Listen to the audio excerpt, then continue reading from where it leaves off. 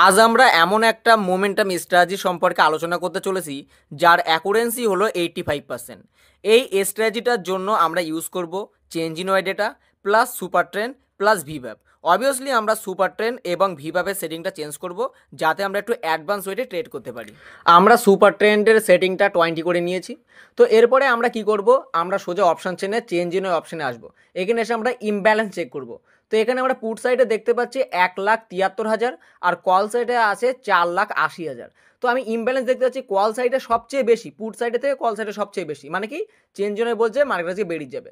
এরপরে আমরা super trend দেখবো। সুপার ট্রেন্ড কি বলছে? Negative. Super trend negative plus আমার চেঞ্জ ইন ওয়াই কনসেপ্ট বলছে নেগেটিভ। তো তারপর আমরা কি ভিভ্যাপটাকে সেল করে দেবো।